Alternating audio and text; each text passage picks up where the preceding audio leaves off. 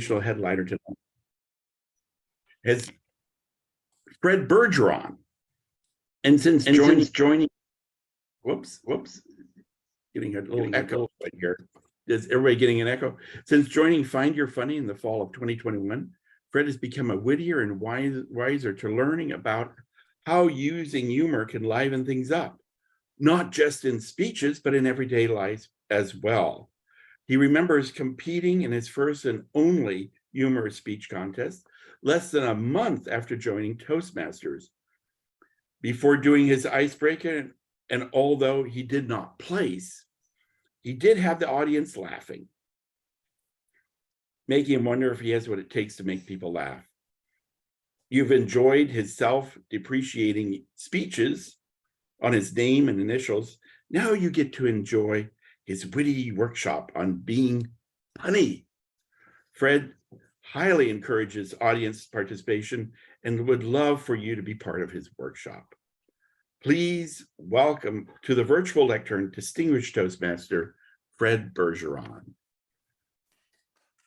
Thank you, Oscar, and I'm looking forward to this moment and to give you an idea on how to use wit and puns. I'm going to call on my good friend Marjane Taylor, and we're going to do a little bit of banter back and forth, just so you know, have an idea on how using wit and puns take place. So you first, Marjane.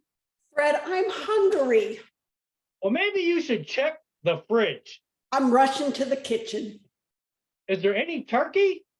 Well, we have some, but it's covered with a layer of grease. Ew, there's no way you can eat that. Fred, please just finish this.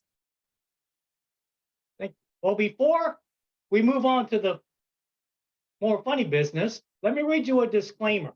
And that is that this is not a workshop on how to win the humorous speech contest, but rather an educational session on how to be funny using wit and puns in everyday life, as well as in Toastmasters. So how many people here remember when I did my speech 2 weeks ago on using four-letter words?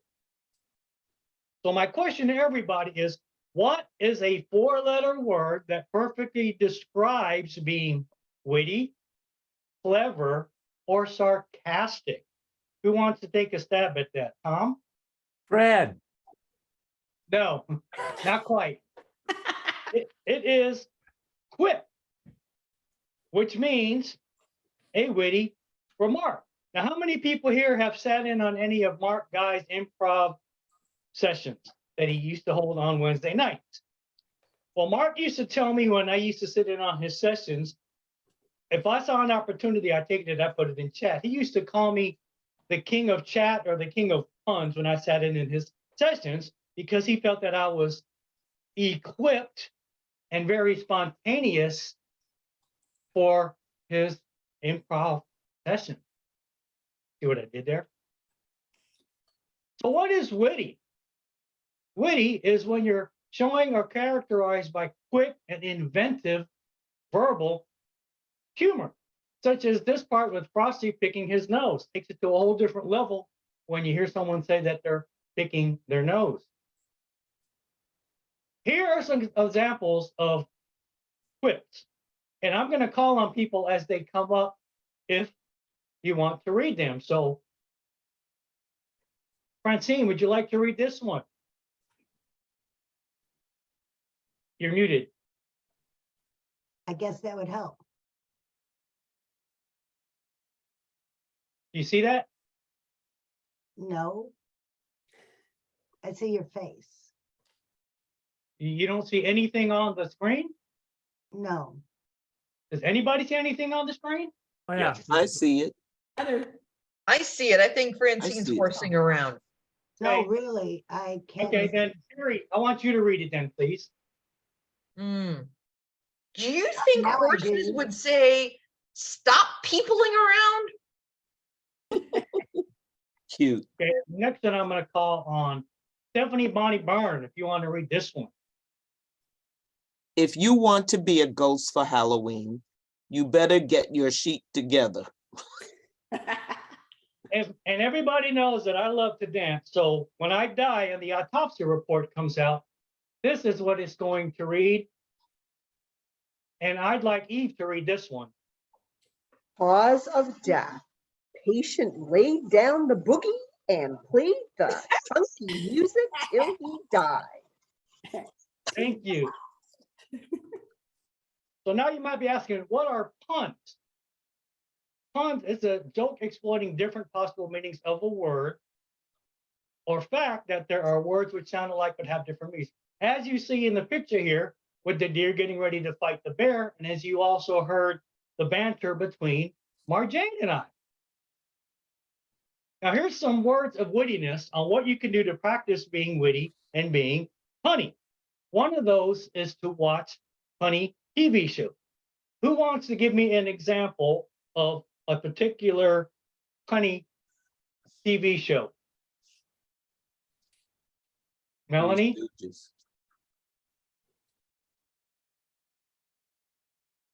Friends? You say Friends? Yes. Okay, Marjane? Golden Girls. Yeah, that was one that I saw when I was doing my research. And Tom, you want to pick one? Dick Van Dyke always had puns in there. And this is from the same era. How about The Honeymooners? That would be another one as well. You can also watch some movies or some interactive movies. And I'm going to show you one of my favorite ones, but who can maybe give me some ideas on some movies to practice being punny or practice being witty? Peter? Wow. Witty movies? Well, Python is always good for any, choose any Python movie.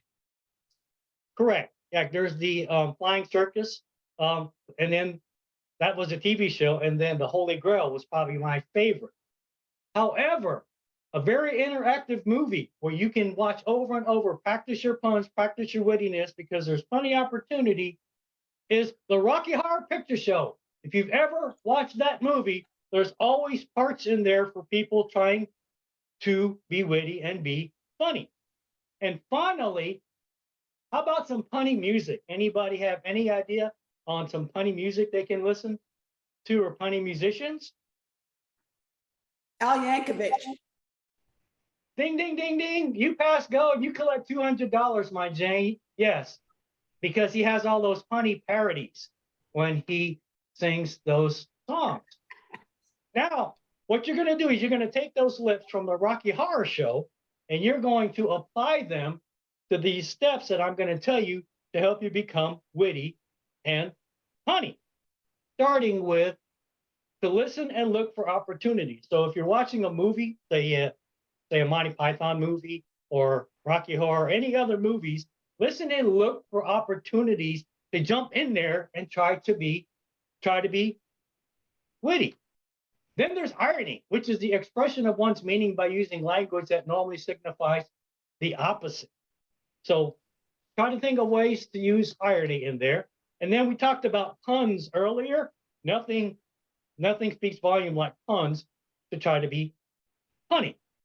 And then finally, and probably the most important, is to be spontaneous, because I think that's critical, because someone may say something funny and then you want to chime in with the punchline. But if you say it 5 minutes later, it's not funny anymore. You got to do it immediately when you hear it. And how you can remember that is to focus on the conversation rather than what to say, which is why it's key to really listening and looking for opportunities to do that. Some things to be careful of, especially when you're using irony, is sarcasm. It's okay to use sarcasm, and you can use irony in sarcasm, but just be careful when you use sarcasm, because it may offend people when you use it. I like to use a lot of sarcasm. That's because I say it among my friends pretty much, so I can be sarcastic and get away with it. Same thing with innuendos. A lot of times I like to use innuendos. My friends like to laugh. But again, it's because I know I'm in good company, where either they're going to slap me aside the face saying that was offensive, or laughing along with me. So they're good to use, but use them with caution. But it basically boils down to like when you give a speech, is that you have to know your audience if you're going to use them. Again, there's nothing wrong with using sarcasm and innuendos. Just be mindful of who your audience is when you use them. So now we're going to do some more role playing, and I'm going to give you some scenarios. I'm going to do the first one, and then I'm going to call on 2 other people, and then you just kind of throw at me what pops in your head to try to be witty and punny. For example, we know Sue is a cat person. So let's say I accidentally stepped on one of her cat's tails. You know, she might say, what a catastrophe that was. But it might be a tale to tell later. So I'm going to ask for a couple volunteers, and I'm going to give you a scenario. So Stephanie, would you like to be my first volunteer? Sure, why not? Here's your scenario. You're at a party and you go in this person's backyard and you see these people in the backyard. What would you say to try to be funny? Who scared them to death? That would be good. But how about great party? Everybody got stoned. Ooh. I never went to that type of party. But that was a good answer too. As you see, there's more than one answer. Okay. There's more than one answer to this. I think she just don't remember it. Or maybe that's what it was. I Okay, was I'm going too to pick stoned. on Koki. Koki, you ready? Let me give you the scenario first. Okay, here's your scenario. You got all these people lined up waiting to go into a funeral home because there's a giant coffin sale, and you're the last one in line. What would you say if you saw all these people waiting in line to get into a funeral home because there's a giant coffin sale? I'm the last one in line. Yes. I don't know. That's a good one, but I don't know what to say. How about this? Must be a great sale because everyone's dying to get in. I see. Funeral home dying to see. Yes, that's a nice one. Yes. So, in conclusion, remember these right here if you want to try to be witty and punny. Remember to be witty, to be punny, to be careful, but the whole time to have fun doing them. And to close out my presentation, I'm going to bring aboard my good friend, Porky Pig, who's going to close out our meeting.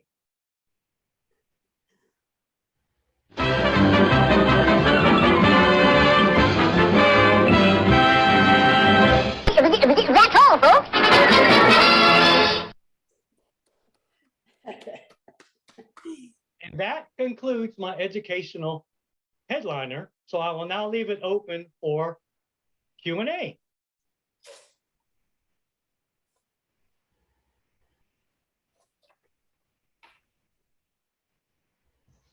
So Fred, Vivian here. Yes, Fred? Vivian. Yes. They say that body language takes up 55% of the message, but I love Bob Hope and his deadpan face. His face never equates to what he's saying.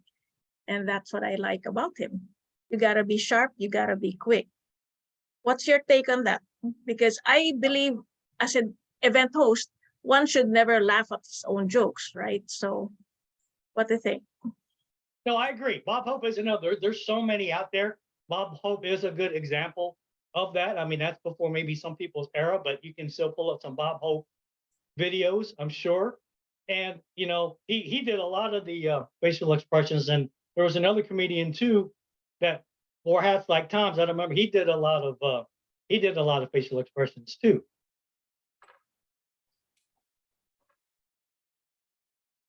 Any other questions? We got lots of time. Red Skelton, he's one that Thank you. That's what I was thinking of. Yeah. Red Skeleton, yes. I would love to had that opportunity to sit down and have dinner with Red Skelton. That would have been a great thing.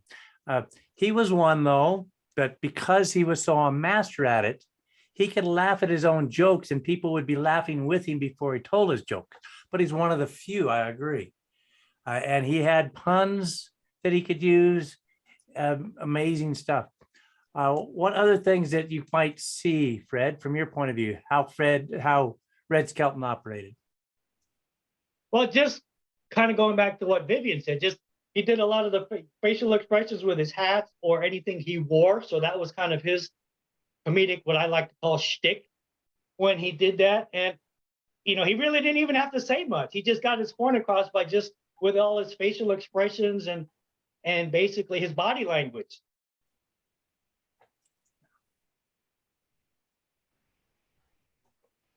Anybody else? We're at the yellow. I have sort of a question. Go ahead, Terry.